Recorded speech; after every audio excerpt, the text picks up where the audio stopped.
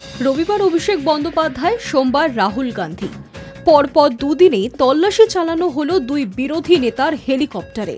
তৃণমূলের সর্বভারতীয় সাধারণ সম্পাদক অভিষেক বন্দ্যোপাধ্যায়ের কপ্টারে আয়কর হানা নিয়ে শোরগোল পড়ে গিয়েছিল। তার কয়েক ঘন্টার মধ্যেই রাহুল গান্ধীর কপ্টারে তল্লাশি চলল। তবে কংগ্রেস সাংসদের কপ্টারে আয়কর তল্লাশি নয়, হানা দিয়েছেন নির্বাচন কমিশনের ফ্লাইং স্কোয়াড। শুধু রাহুলই নন, সোমবার ফ্লাইং স্কোয়াডের নজরে অভিষেকের কপ্টারও। ভোট প্রচারে হলদিয়ার উদ্দেশ্যে রওনা দেবার আগে অভিষেকের কপ্টার পরিদর্শনে গিয়েছেন ফ্লাইং স্কোয়াডের 3 সদস্য। সংবাদ সংস্থা পিটিআই জানিয়েছে, সোমবার নিজের কেন্দ্র কেরলের ওয়েনারে যাওয়ার পথে রাহুলের কপ্টারে তল্লাশি চালান নির্বাচন কর্মীরা।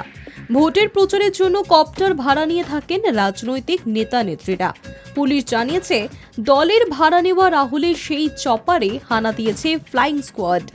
এর আগে রবিবার ভোটের জন্য প্রচারে ভাড়া নেওয়া অভিষেকের চপারেও রবিবার আচমকা হানা দিয়েছে আয়কর দপ্তরের আধিকারিকেরা। তৃণমূল সূত্রে খবর, হলদিয়ায় সোমবার অভিষেকের কর্মসূচির জন্য বেহালা ফ্লাইং ক্লাবে হেলিকপ্টারটি ট্রায়াল রানের কথা ছিল, আর সেই কারণেই অভিষেকের সরকারি নিরাপত্তা রক্ষীরাও ক্লাবের মাঠে উপস্থিত হন। কিন্তু দুপুরে ট্রায়াল শুরু হবার আগেই সেখানে আয়কর আধিকারিকদের একটি দল হানা দেয়। চপারটি সম্পর্কে খোঁজ খবর করে তারা তল্লাশি শুরু করেন। তৃণমূলের দাবি, চপারের প্রায় সর্বত্র খুঁটিয়ে দেখেও আয়কর দপ্তরের অফিসাররা আপত্তি করার মতো কিছুই পাননি।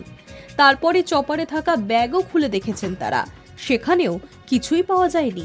এরপর সোমবার রাহুল গান্ধীর কপ্টারেও চলল তল্লাশি। Hi news network.